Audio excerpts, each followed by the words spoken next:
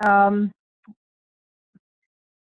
I appreciate the opportunity to be here and to have a conversation. By way of introduction, I guess I can just say that I fell into organizing through my life experience. I didn't grow up in an activist family. Um, I just grew up asking why a lot and really wanting to work with young people. And the very beginnings of my organizing work, or a lot of it actually, was around young people in public education and public schools.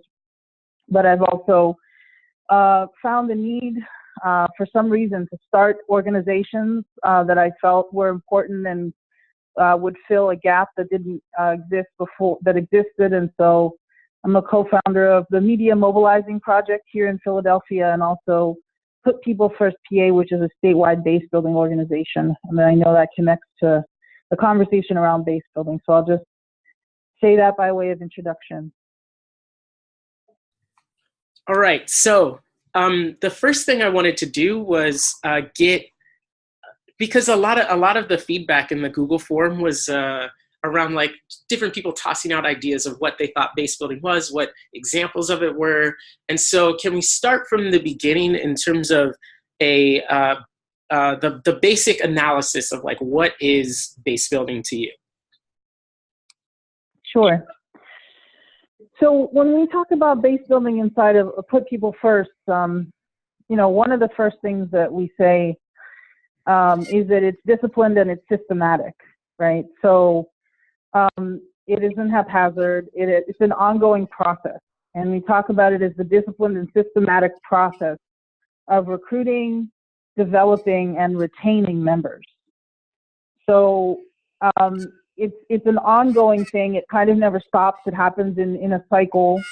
And it's, I think the key thing about it is it's disciplined and it's systematic. And for that reason, it's difficult, right? It's very difficult. That's why most organizations don't do base building, because it's grueling. It's very grueling work to go out and to talk to people and to meet people and to have lots of conversations with people that you don't already know. You don't know what they're going to say. You have to try to find a way to make a connection with them. So you have to really be practiced. You have to practice that, right? You're not just having a random conversation. You're connecting with them. And then you also have to have a mechanism for, how to bring them in. What are they going to be engaged in? What does that process look like? What are the steps, right? There has to be a step-by-step process, not just about getting somebody to their first meeting. It's recruiting them, developing them, and retaining them. And so, we can talk more about what that is, but in terms of how I define it, that's how I define it. And I always make sure to let people know that it's very difficult work, which is one of the reasons why very few people do it. So why do you target the people that you target? Like, what's the intentionality behind the type of people that you're trying to engage and develop? Like, what is the analysis there? I think that's spoken to a bit in the document that you wrote, but I think it would be good to recap that here. Sure. So, it's a good point, right? Like, if we're going to do base building, we have to define who is our base, and we have to be clear on that, right? Like, are we going to do base building at the symphony? Are we going to do base building, knocking doors? In what kind of neighborhood? Where are we going to do outreach? Are we going to do outreach at the health clinic? Are we going to do outreach, at the, happy hour? There's all kinds of different places and spaces. So for us, our theory of change is that we're really building a working class movement, and we consider the working class to be anyone who's forced to work, but we really center that around folks that are marginalized and dispossessed within the working class. So there are certainly working class people who are forced to work who may not really think of themselves that way. We still think they're working class, but we really focus on the folks in the working class who are in a day-to-day reality of trying to meet their basic needs. And we also focus on the working class in a way that disrupts the sort of the control mythology of who the working class is in the common understanding, right? So when like the powers be talk about the working class, they just sort of flash up, a white guy with a hard hat. We know that the working class is a very diverse group of people of every race, of every gender, of every age, of every religion, of every region. So we have a broad understanding of the working class, and we really focus on bringing people who have been marginalized in that class into the center. And so why do you do that? Why do you focus on the layer of the class that you focus on? Well, again, I think this all connects, and I know you referenced this, is like, what is the theory of change that we're working with? Being clear on that. What is the social force that we feel like can move us into a transformation of society? And for us, those are the people who are trying to survive, who do not have basic needs met, who have little or nothing to lose, who are seeing their standard of living decline, which is, of course, we know that the majority of people are sort of middle classes in free fall. So that group of people is actually the group that can help see the way toward the future very clearly, right? If we're organized, if our consciousness is raised. My mentor likes to say that, and it's another thing that I think is very important to see in base building. It's not just about consciousness, like, okay, we go out and we knock doors, we talk to people. It's also about conditions. There has to be conditions and consciousness. So we raise the consciousness, but we also are paying attention to the conditions. And if we're paying attention to the conditions, which I know you were speaking to before I got on, RL, we can see, where are things going? And then we can actually see, well, wow, like this group of people that's being thrown out of the workforce, that's being thrown into precarious situations, is the leading force of the future, because that's where the future is taking us. So how do we then develop that group of people to have the consciousness to transform those conditions, rather than simply being, ultimately, it's like we have to kill the system or the system's going to kill us. So if we don't transform those conditions, the system is going to kill us. So we're that force who can lead the way, and that's our analysis. Okay, so what's the difference between, so you spoke about people having needs that need to be met. What's the difference between meeting those needs and building power among these people as like a force? Like, because it seems like the methods that you're discussing are around development, around leadership. And so why do you do that? Why do you think that the process of engaging this particular layer of people in the way that you've described, other than the urgency around like that they show you the future, what does it mean to develop them and to make them a leading force in struggle? Because like, say that a welfare policy gets passed, like I know you all are working on universal healthcare in the state of Pennsylvania. So say that happens, right? But that the layer of people that you're working with aren't part of leading or developing their own institutional power along the way. Like, what's the difference? Like, oh, they get the need met, so who cares whether like they're actually engaged in struggle or part of a project? Why is it that you focus on the power building among these people? Sure. Yeah, so that's a great question. I mean, and there's the answer could sort of go on and on, but the first thing that I'll say about that is that I think that our understanding of just the basic political economy of how our economy is structured and how our political system is structured shows us that we should see again and again that we can win policies, we can win legislation, we can win, different things, and it doesn't actually fundamentally transform the structure, and it can get rolled back so easily, right? So it will be attacked, it will be rolled back, it will be changed. And so one of the things that we talk about is permanently organized communities. And sometimes people freak out about that word. They're like, nothing's permanent, and it sort of triggers people in this way. But what we mean when we say that is that we don't want to become demobilized. We actually really need cores of leaders in places, everywhere. For us, it's in Pennsylvania, throughout the state, who are committed and connected to each other over a long period of time. One, because of what I said, right? That political conditions change. So, we can win something and then it's threatened and it's taken away, and we've already demobilized and gone on to the next thing, or we've demobilized and scattered. And so we don't have really any kind of lasting presence that continues to build power, which we need to build a tremendous amount of power, not just the power to pass one law or one policy. And two, we need permanently organized communities because, one of the things that we were exchanging before this call, RL, you said that the radical change is, the human development, right? It's like the journey of people. And I think that's very true. And so organizing that leading social force, which is incredibly disorganized by the powers that be. So we're not like hard on people. You can't organize people that you don't like. That's part of what makes, that's part of why the left, I think, and the sort of the nonprofit world has such a hard time actually really organizing poor and dispossessed people, is because they despise them, right? The amount of elitism and the amount of just wanting to distance yourself from people who don't look right, who don't act right, who don't talk right, across so many different communities is very profound, right? Because we're all in a big competition to be the best, be the right thing, and say the right thing all the time. Yeah, I did. I said despise. So, again, and in organizing that sector and organizing us, right?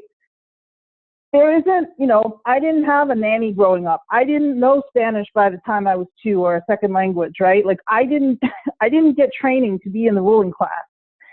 And so actually really training a group of leaders to be able to govern and to be able to be incredibly effective. We talk about 4 C's: clear, competent, committed, and connected. Those capacities take years to develop. They don't take a month or 6 months or a year, they take years. And we need people who are going to be in this process for years so that they can develop and grow into people who can replicate themselves, right? Can lead, can be developing other leaders, right? Someone shouldn't be judged by how many followers they have, but by how many leaders they've developed.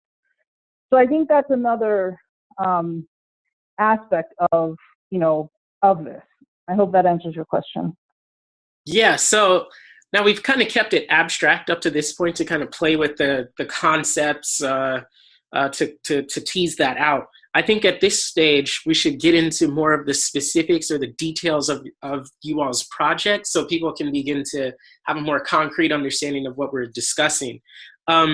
So I've had the privilege of hearing you go through this a number of times at this point. This is probably the 5th time I've probably heard the story, so from you specifically. But I think getting into the nuts and bolts of how this project came about, how it was developed, particularly starting with the idea of you were looking for a way to change what was politically possible. And so that informed the methods that you all chose, who you chose to talk to, and which campaign you chose. So I've benefited from hearing that y'all actually the actual timeline of how this all went down. Then y'all started without a campaign actually, and all of that. So I think if you could, I know you give this version, this thing a million times, but the canned speech of how PPF came about, so that people can understand the process and in fact be less intimidated by what we're talking about here. Sure, definitely. Yeah, so what I could say is we started, all of our co-founders grew up in different parts of Pennsylvania. So I'm from Westmoreland County originally, which is in the southwest corner of the state. But now I live in Philly and I've lived here for a long time. So part of my experience has been both small town and big city, which I think shaped me in a way to understand how this could be possible. Because again, I think depending on where your vantage point is and what your tunnel vision is in particular, right? And we all have it. It shapes how we understand things. So I already knew that people in Westmoreland County and people in Philadelphia can relate to each other if they were brought into relationship with each other, but there's no mechanism to bring them into relationship with each other and actually the mechanisms that existed of the party apparatus or the mechanisms that existed of the traditional kind of organizing or nonprofit apparatus were designed to not bring them into relationships, just like everything else. So the impetus behind starting Put People First was to build a vehicle to unite and bring together poor and dispossessed people throughout Pennsylvania, to change what's politically possible, as RL said. And we started by actually trying to find out if there was anything else like that already existed. And we talked to lots of people, we had lots of conversations. We asked people, if something like this exists. And we also defined ourselves from the beginning around human rights. And we build a connection between human needs and human rights. Human needs are human rights. That's how we're defining them. And we know we're going to work on basic human needs. And so we asked around. We already knew a lot of people, but we tried to find out, is there anything else like this that's going on? And in basic terms, there wasn't really. It's actually funny that I think now, 5 years later, there's a lot more people who say or are doing statewide organizing, but at that time, there was almost nobody. If they were doing statewide organizing, they would say, yeah, we're in Philly and Pittsburgh, we're statewide, right? So we started out with, and a lot of us grew up in a lot of different parts of PA, and we actually started out with a spreadsheet of just like all kinds of contacts and everyone we knew in Pennsylvania. And we went through and we talked to them. We had conversations, one-on-ones about the idea and the concept just to get feedback. And people encouraged us to do it, so we moved forward. We had no resources, monetary resources, in the beginning. And then we started, and we just made it happen. It's been a huge amount of trial and error. We got to the point where we had our first membership assembly with 36 people. So from the beginning, we're like, we're going to have a membership assembly every year. That's going to be a time when we bring together as much of our active membership as we can, and we're going to make decisions there, and we're going to strategize there. And so we actually did a lot of conversations and research leading into the first membership assembly, and that's where we voted for healthcare as a human right, and we chose between healthcare and education. And we actually did research in the lead up to that. We had a research team that looked at the criteria for this campaign in terms of, how would we frame it as a human right? What is the feasibility of churning something into, waging a campaign for food or education or housing as a human right in Pennsylvania? Who else is working on it? What's already out there? So we had a whole set of criteria that we used to kind of help inform how people could make this decision. And then we voted on it. And, I think the thing that is maybe unique about our campaign and how we went about it, which hopefully I think you're trying to bring out, RL, is that we chose the campaign on the basis of how it would help us unite our class.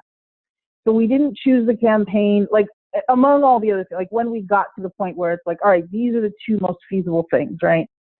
But we didn't choose it based around, okay, this is what's possible, this is what we can win, right? Like this is the low-hanging fruit. We didn't choose it around, how is a party defining this issue? How can we kind of, piggyback off of what they're doing, what their priorities are, so we can be in line with that. We really chose it on the basis of it needs to be transformational, right? It needs to actually change how power relationships are structured.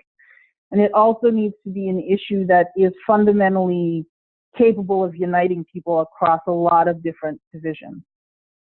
And healthcare as a human right became that thing that then the campaign itself is a vehicle for doing the work of, engaging the base and uniting the base. Quick, so that was the beginning. Quick interjection, quick question right there. So what I feel like I hear you saying is that the object of the struggle is the development of the people, and the campaign is the vehicle for doing that, as opposed to the object of the campaign or object of it being getting the concession from the power structure. Now, what's practically speaking, like why? Like, why is that important? What's the difference between those two? Because there is a way. I mean, DSA is working on healthcare, a healthcare program as well. And so, like, how can you explain the way in which you're going about doing it, and the particularities of it, and how that's different than the effect of healthcare being the purpose, or the purpose of the struggle? Yeah, thanks, Earl. Yeah, so you said it, and you've heard me probably say it so many times that now you like it's verbatim. But right, it's like the campaign is a vehicle to build the people, right? The people are not a vehicle to build the campaign. And the campaign helps us organize our activities. It helps us keep focused, right? It helps us engage in something that's concrete, that's real. But the purpose is the development of the people. And you know, it can get really into nitty gritty. There's so much actually that we have developed over time in how to do that. But I think that, you know, like that basic truism of like, okay, so how are we developing our people? And then what we need is we need systems to develop our people, right? We need to really break out and think about like, how does the campaign activity help people develop their analysis? How does it help them develop their ability to connect with other people? How does it develop their commitment? Right? How does it develop their clarity? And what needs to be in place, right? On top of the nuts and bolts kind of, you know, the logistical work of campaigning, like what are the educational pieces, the relational pieces, right? That need to be in place to complement and to feed into the campaign work. And so, you know, what we definitely find, and this is the way I've organized for a long time. When I was organizing students, right, there were chapters in schools. And now organizing in Pennsylvania, there's community level cores of leaders, right? There's committees. There's a home base for people, right? There's a place where people connect and relate to each other and develop, you know, through the activity of the campaign, but also through other things, right? There's a conscious leadership development pathway that we develop to take somebody from a member to an active member to a coordinator to cadre, right? And there's steps along each of those paths. And I think one thing I just want to say is that, you know, I think in Alinsky, organizing that draws on sort of the Alinsky style model, there's this sort of common sense idea that, you know, people need to have a really quick win, or they can't, you know, they'll leave. If they don't have a win, they won't stay engaged. And I think that is a really transactional way of looking at things, right? It's like, well, what's the payoff? And if people aren't getting a payoff right away, they're going to leave. And on the one hand, like, we're trying to make people's lives better, so of course we want to win things. At the same time, people don't just stay because of wins. You know, half the time we know this shit, first of all, to just get real. That many things that nonprofit organizations claim are wins, that they say are wins on paper, that they report to funders, their members don't even know like what that is. Their members are just like, what, you know, like, so how did this happen? Well, how was it implemented? How is it impacting me today? There's a lot of disillusionment, right, with that. So the whole idea that wins are like the end all be all, and that's what keeps people engaged. What we have tried to put in place is that relationships keep people engaged, educational processes keep people engaged.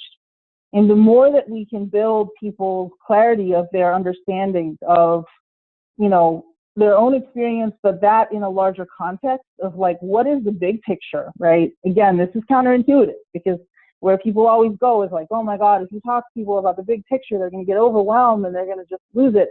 I don't think that's true. I think our experience has been that when people actually see the big picture and know how great the challenge is and know how great what we're up against is, but also how great we are, they become incredibly energized and incredibly committed to a much longer term struggle than whatever the short term win is. And that's what we need in the end, right? Like, we need people who are not gonna, you know, try something and mostly lose, because we are mostly losing, and then just become disillusioned and just kind of float away.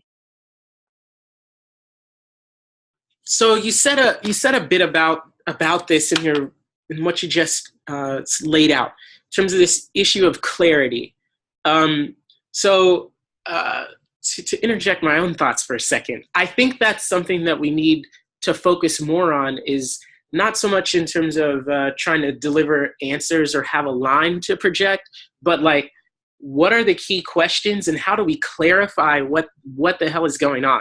So, for example, that's what I found so refreshing at the convention, is you all were talking about things that I had little pieces of stuff floating around in my head, but then I hear what you're saying, and I'm like, that's it. Like, that's not the answer to like it's not some schematic of like, well, first you do this and then this, and this is how you, it's actually an analysis of the present reality. And in this case, it was the issue of like joblessness, the issue of rural and urban divides being used to defeat struggle. Then you had a lot of specificities around like how like organizing works, but like how does the world work around us and through us, and that was clarifying for me. So I want you to speak a bit about this issue of clarity and this educational process, because I think you all emphasize this a lot, and it's not just in the educational programs that you do. Like I saw it work. I saw you all do the slavery study group, which was an obvious political education piece, but it's also like y'all had the meeting in Somerset, and like there's part of the educational process is I think what you called leadership across differences, and breaking down like these social divisions so that they can be overcome. And so that part of that is experiential. It's in the work, the process of like bringing the people together. So can you speak a bit about like how you all do this education in order to raise the commitment of people? Because what I think part of where I think people are is, and what you're pushing back against is, it's the commitment is not deepened so much by the outcome, but by the process. And you're saying that process is facilitated through education, which helps people to clarify. And so I want to hear some concrete details around that, so people can understand it better. Particularly, like, I suppose why you choose to have the meeting in Somerset would be a good thing. Why for example, it was highly educational when the meeting started out with the people from Johnstown just talking about their town.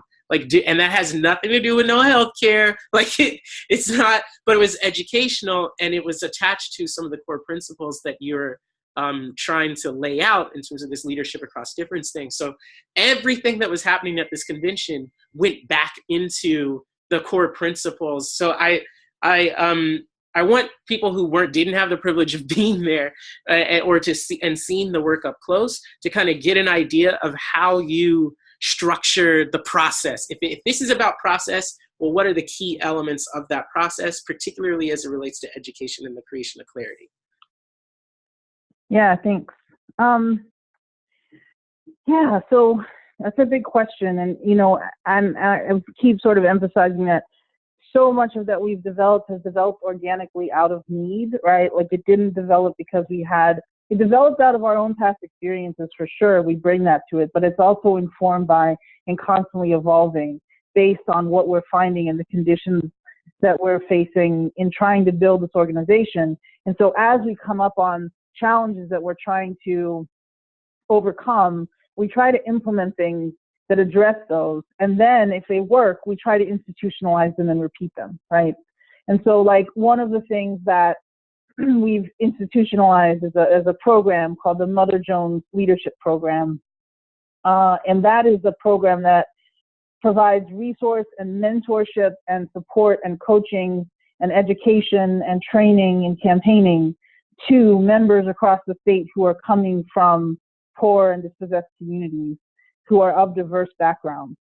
So that puts them in relationship to each other. And then they go through a process together where they actually also learn about what does it mean to build leadership across difference, which is our way of talking about quote unquote anti-racist education. So we don't use that terminology, but what we do say is that we need leaders who really understand the history of divide and conquer, the history of how groups have been targeted and oppressed in this country and why, but who are still committed to uniting across that difference. And we think that the most powerful way to do that is to take the people that have been pitted against each other the most, right? The sons and daughters of, you know, the poor whites and the sons and daughters of the people who are enslaved, right? Like, you know, flipping that configuration that has sometimes referenced, and maybe King said, I don't know, on its head, right? Of like the sons and daughters of slave owners and sons and daughters of slaves. No, we're talking about the sons and daughters of the, you know, the slave catchers, right? And the poor oppressed whites and the sons and daughters of the enslaved people, and bringing those folks into relationship, but also doing it in a really methodical and really principled way, because we have to develop, right? Like part of the development is like developing people into a commitment to unity. That is not a simple thing to do if we're really developing the right people, because it's not about lip service, right? Like we can all say, yeah, you know, we got to be unified, and people say it all the time. But to really unify our class is to do some really, really intense, deep work with people on the ways that we've been divided, and the people that have been divided the most are poor and dispossessed people. If you look at it, and this is why I also think large parts of the left are full of shit, right? Because people are in universities every day with lots and lots of different kinds of people, and people live in neighborhoods with different kinds of people, and you know, like people are mixing, right, in those situations all the time, right? Despite how much they might rail about something, they're constantly mixing with diverse groups of people. The people who are constantly told and pitted against each other are folks that are struggling, that are poor. But at the same time, those are spaces where people are also together, but you just don't see it. It's kept out of view. So part of our educational process has to do with what are times in U.S. history where people have actually come together across lines of division, right? Like what better to study than the history of how people have done this in the past and when they've actually succeeded against pretty intense odds, right? So what is Reconstruction about, right? Like what did that look like? What did the abolitionist movement look like, right? What did the Southern Tenant Farmers Union look like, or the Bonus Army, right?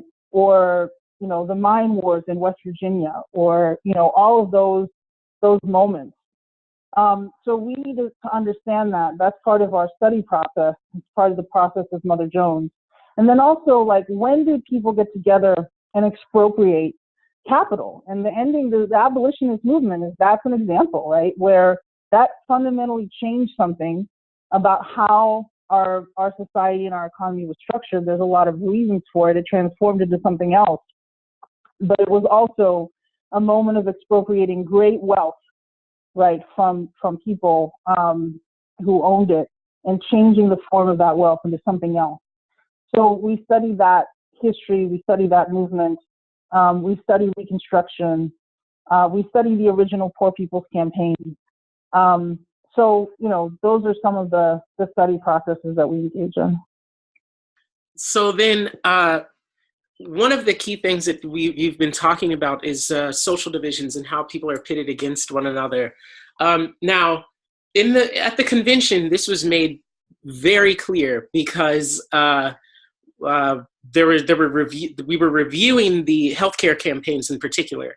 One example of how this was successfully overcome in the form of the Vermont struggle, where they attempted to kick out undocumented people, and like how the fight back against that happened. But then there was the discussion of what happened in Colorado and how that disintegrated the movement. So I wanted to kind of get into how this whole process, the process of doing this work, actually helps you to win concessions, because and how that makes it possible to be beyond just rhetoric, like, oh, you know, we don't want undocumented people to be kicked off. Like, it's one thing to say that, but it's another thing to like actually have the relationships with the people part of the struggle to make it like possible to resist it with them being a leading force in the struggle. And how have you made that possible? So you've done that with, and I hadn't been in a situation where I'd really seen this, where it's not just like poor people in like just without any other characteristic. No, like there's a diversity within this milieu. So you have a lot of disabled people, you have elderly people, you have and then just a whole lot of other differences contained within this that are being purposely cultivated through this process of unity making, not in terms of like some sort of strict disciplinarian approach, but rather the unity through relationship that you all are fostering. And so how has the process of doing these methods translated into putting the organizations that use these methods in a better position to fight back against the attempts to use those social divisions to tank the projects, like particularly in the form of healthcare? I don't know if a lot of the people have heard about some of these groups, like the Vermont Worker Center, or like there are a number of sister organizations in this network of people working on this issue that are using similar methods because they've discovered that these social divisions are used to tank the projects. So can you speak a bit about that in the context of healthcare in particular, and how this process helps us to overcome it?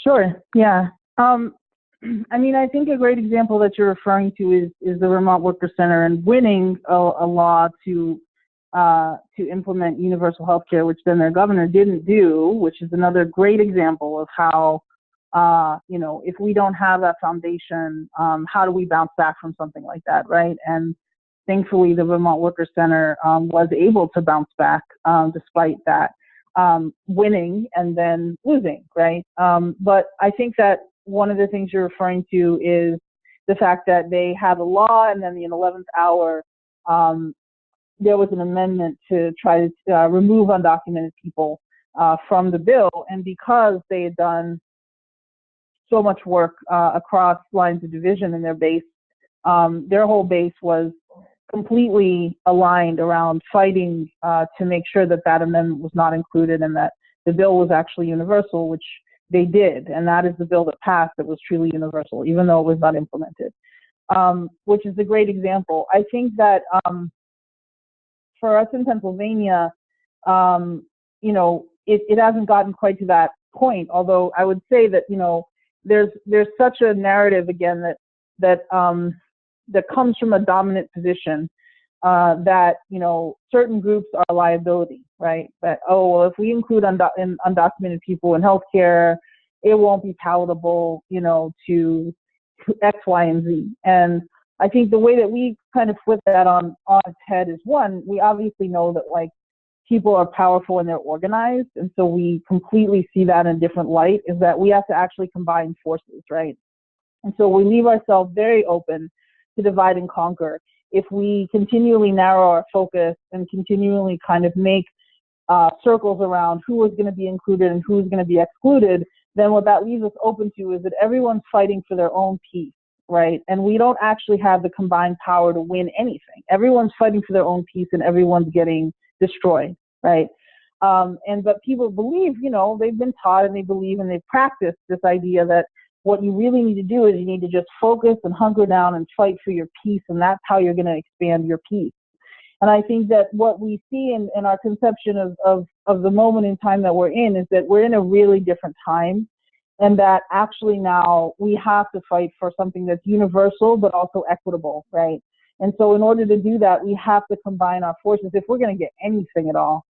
And so for us, combining forces is about actually like developing the consciousness in people that like we got to get out of the mentality of just like, well, we just need our peace, right? If we get our peace, we'll be happy, because that really cuts across.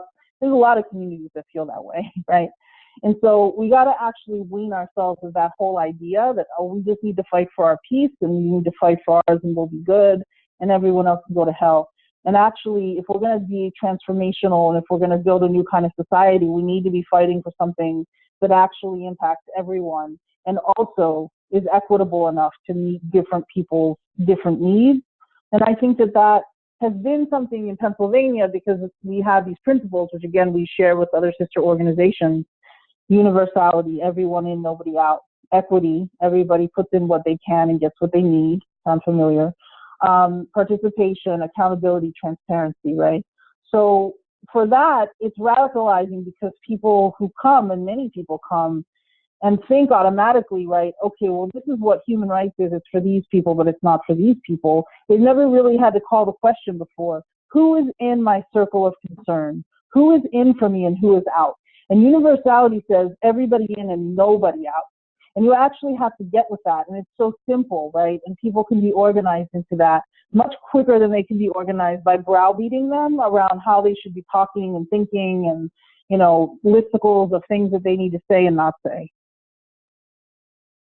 So the process for you all of those principles is embedded in the actual work itself. I've seen it at a couple of different things that you do, where y'all really do put the principles up on the board and talk it out, as far as like how that manifests, not just in the type of program you want in the future, but how you're going to do it now. And which I've found to be very interesting, because most of how organizing is taught, at least in my experience, it's been anchored in the concept of self-interest and appealing to that, and then using that to mobilize people to action. And that you can just, like, because everybody will have their self-interest being attached to something, then that'll be what links the or creates the collective.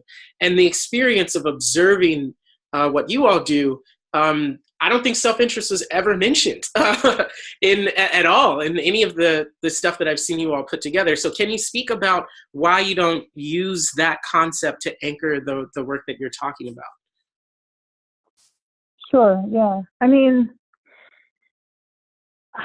I think it's like, it's funny. It's like I don't think I've ever used that. And I guess it's not the way I was trained, but you know, if I thought about it, I would just say that I think a lot, and we think a lot, and put people first around, you know, how do we have a practice that doesn't sort of replicate internalized capitalism? And I think that, you know, it stands to be examined that much of the practice of social change work actually really draws on ideas, hegemonic ideas that come from the kind of system that we live in now, and not the kind of system that we want. And so that sort of self-interest model, to me, is really connected to that, right? It's like, what am I getting out of this, right? What can you do for me? And if you can't do something for me, then you're not worth anything to me. And we relate to each other that way, right? That's the way that our system forces us to relate to each other in a lot of ways. So it's not about blaming people for having that. But I think that if we have self-awareness, if we develop self-awareness of how does that idea shape, how are our social relations, develop that idea in us, and how does that idea reinforce our social relationships? And I think we have to actually really get away from that kind of idea. Of course, we want to make our lives better. But we also want to have a universal concern and a universal sort of circle of concern if we want to claim to speak for society, and if we want to claim to lead society, then we obviously have to have a universal concern. And I think that's something that our opponents are masterful at, and we are not really. Okay, just a couple more questions. Now, you mentioned governance a while back, because when you were talking about developing leaders and developing the people across these divisions, and you wanted there were skills associated with that prepared people for governance, and that's what you want. What do you mean by that term, preparing people to govern? What do you mean? Do you mean just elections under the present system, or like if you're setting up base building to develop, the campaigns are just a vehicle for the development of this like power force that you're shaping, where does your imagination of governance actually reside?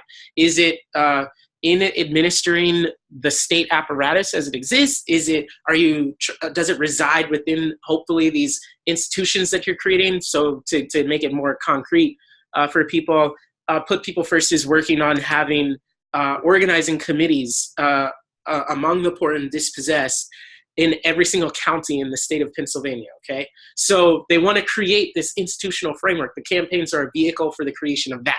Well, what is that? Is that where you think governance resides? Like, what, if we're having, and the reason why I ask you this is like, it exists in a greater context, right? You're always talking about like the big picture, right? So if, you have things that are happening with Syriza, you have things like where there's the collapse of the ability of people to enter the state and govern in a way that is consistent with those principles you've laid out. So are you building independent power for the purpose of like that being the form of a form of governance, or how does it relate?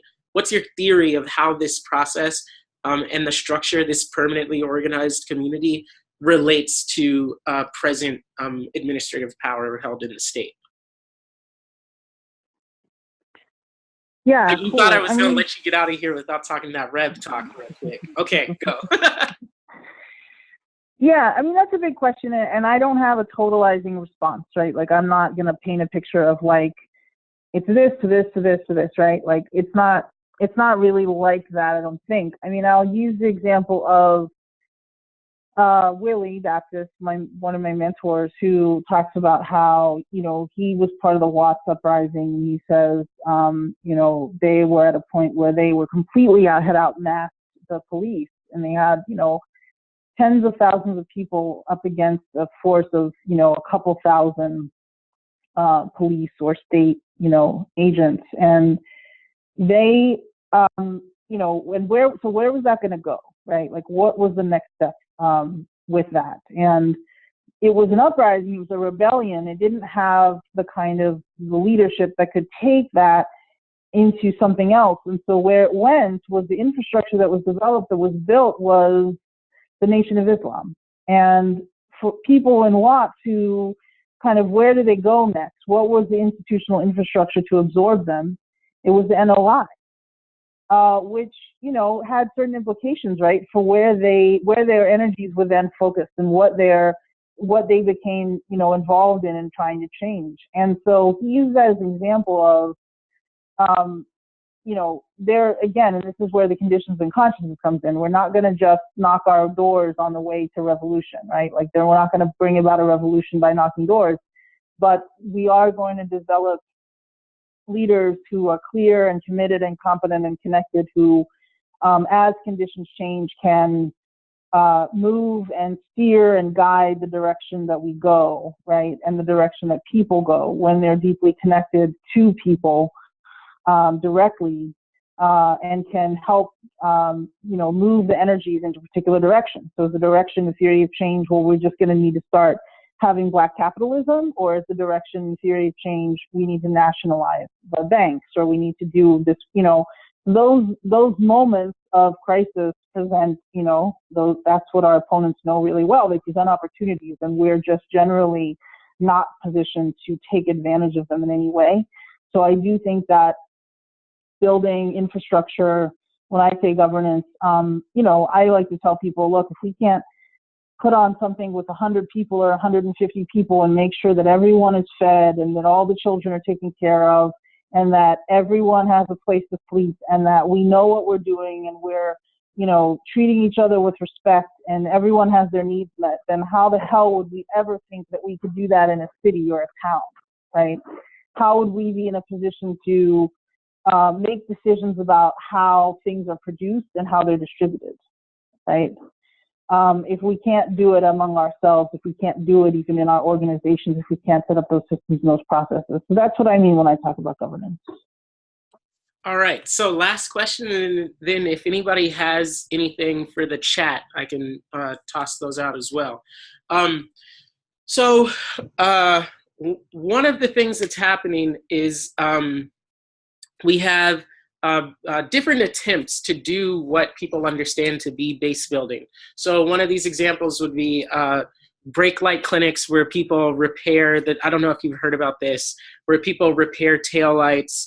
And they talk about that as they dramatize the reality that these types of minor infractions are the pretext for deadly encounters with the police, and so they want to dramatically intervene in that process some kind of way.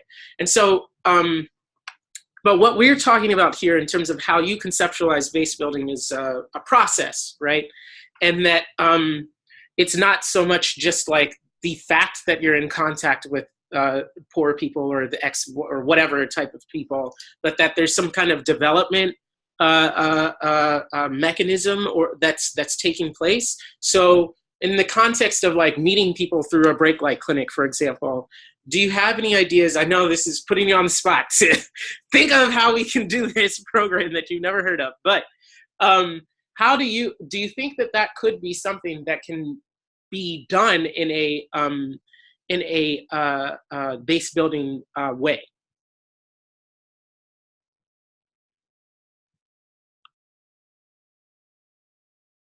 Sorry, I was muted. I think it could be done in a base building way as long as there's intentionality around it and there are steps for people, next steps that are based on committed relationships, not just based on what's the next thing I'm going to get someone to do, but are really trying to build relationships with people for a long term. And for that, people have to be able to conceptualize, why am I getting involved with this over the long term? Or why am I getting, like, what is really like the task at hand and what am I doing, And I think that, for us, it's funny, you bring up the self-interest thing. People get involved because they are impacted by the issue, absolutely, right? That they're directly impacted. And of course, that's the value of a campaign. It's like, look, we're trying to work on this, right? And how does this impact you? They also get involved because we do approach folks with just general kind of ideas, right? That again, we don't want to be sort of destroyed before we begin. So we start with very simple ideas like, we need to be taking care of each other. We need to be relating to each other. We need to be coming together across difference, right? We need to be making communities better. We need to be lifting people up, not just tearing them down. These are ideas that, people from a lot of different political backgrounds actually agree with. Whether or not how they put them into practice looks different. But we can influence that relationally, right? And so I think there's absolutely a way of building that into a base building project if it is systematic, right? If it is disciplined, and if it is structured in such a way that engages people both in some kind of activity, but also relationally, right? I think that's the key. Okay, so I know you have to go. So do you have any closing thoughts that you'd like to share? I know that you put in here ways that you can check out the work and contact you all. But is there anything else you'd like to share? Just saying thank you. I'm really, really practicing a lot of gratitude these days because I also feel like one of the things that happens in social justice work, quote unquote, is that it's incredibly thankless. We don't appreciate each other. We don't thank each other. So I have been really, everywhere I go, just saying thank you. And I really want to say thank you to everybody on this call. Thank you for having me. Thank you for everything that you do. Thank you for what you're doing in your local chapters. Thank you for what you're trying to build and your commitment to a better society. Just really want to say thank you, and I appreciate you. All right. And I know you got to go, but I wanted to thank you as well for giving us your time and to say yet again that you've had a big impact on me, and I'm sure you're having an impact on many of the people who are here, and we've recorded this and more people can check it out in the future. And so I'm hoping that that people can really plug into what you're doing because it's been really powerful. And so I wanted to thank you for giving us your time and giving us a window into that. So thank you so much. Thank you. Thank you, everyone. I really appreciate it. Thank you.